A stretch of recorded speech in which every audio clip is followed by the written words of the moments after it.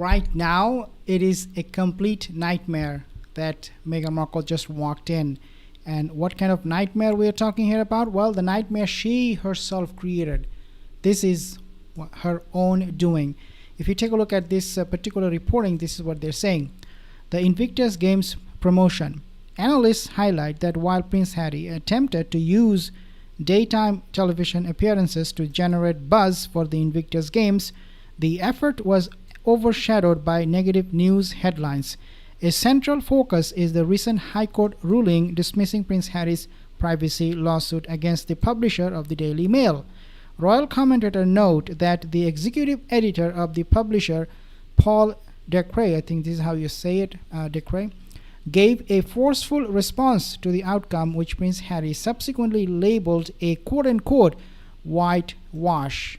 He was defeated in the court. He doesn't have any more news outlet to sue. I do not know what he will do next, but definitely not something very pleasant for anybody involved in all of this.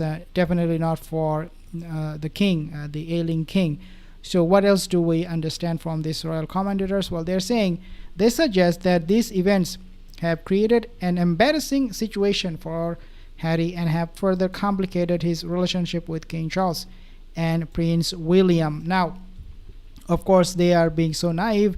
To an extent, Prince William also believed his brother that he might change his attitude, might rectify himself, but of course that did not happen with the king. It was almost like Harry was innocent. He cannot be blamed. But then this happened. It is alleged that palace officials insisted the king and the Prince of Wales watch the fallout and media coverage to grasp the severity of the situation. In other words, the palace had to tell them, the palace officials insisted the king. The king, in other words, he didn't want to watch or know anything negative about Harry. For him, Harry was the good guy. He can do no wrong. I mean, he's a little child. He will make mistakes. That is about it for for the father. But then, when the palace officials, they said, no, it is not that light. It is actually severe. The situation is just spinning out of control. You need to see this. Then the king was like, okay, so what do you have to say? This is what is coming on the news. Palace officials insist the king and the Prince William's Prince of Wales watch the fallout. Means they made him and Prince William to see few things, to see certain things about this whole public opinion that are going against the monarchy because of Harry and Meghan, because they were trying to smear them, they sabotaged them, they did everything they could in order to destroy the monarchy.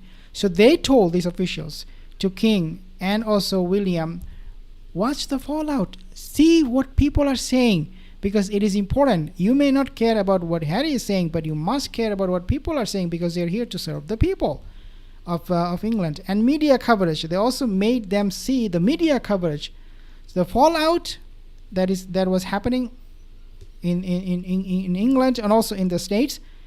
And they also made them see the media coverage to grasp the severity of the situation and the scrutiny currently facing the monarchy. Commentary by Royal Observer touched upon the complex relationship. The commentator, the Royal Observers, they also talked about the complex relationship between the royal family and the British press, noting how the quote Royal Rota typically functions as a support system but can become adversarial when the situation demands it.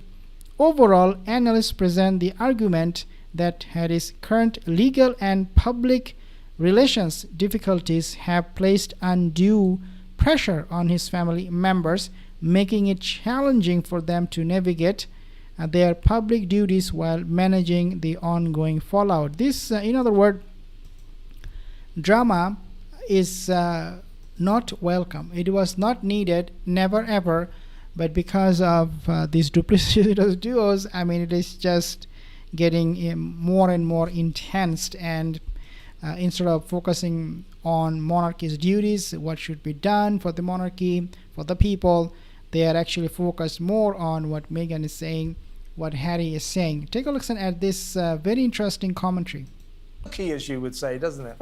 You know what occurred to me while I was listening to you is, Harry has been so bitter and vindictive about the media. It's been on full display in the last few days.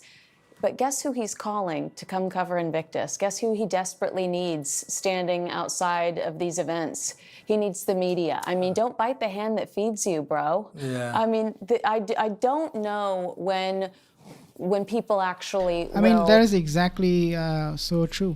You cannot live in this world these days, especially if you're a public figure, without the media.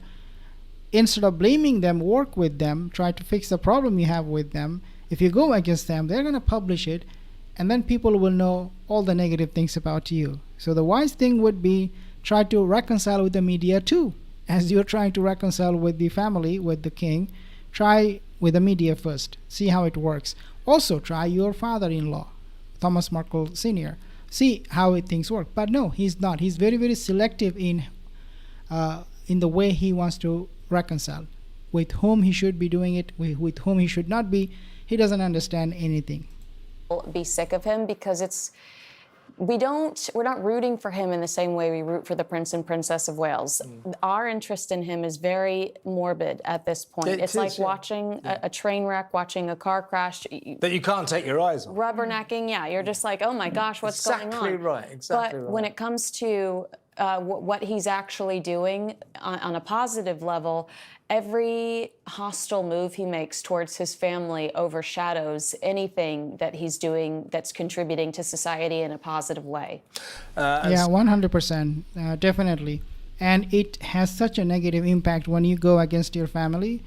People take that very seriously, very personally, because we all have family members, we have relatives, and when we see others abusing that relationship, that very precious, valuable relationship in their life, we tend to focus on that a lot more than what that person is might be doing beneficial for the society. We don't care about that.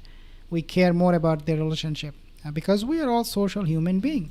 Tamara, we don't know at this point, because we're filming this at an awkward stage of Harry's visit to Britain. It's like a 4 or 5 day visit, and we're filming this on a Thursday. He's due to leave in 2 days' time. So we still don't know whether or not Meghan and the kids are going to turn up, but it's looking pretty damned unlikely, Yep, isn't they it? did turn up. So this is a commentary from, I think, yesterday or 2 days ago, when they were not confirming anything that they will be visiting, but now they are visiting, and Meghan Markle pretty much begged the king that Harry needs help. He must see you guys. He's depressed. Please allow him to see the family with the children. And so, yeah, of course, that's how it all is getting played out. I'll give you more updates. Subscribe for more videos.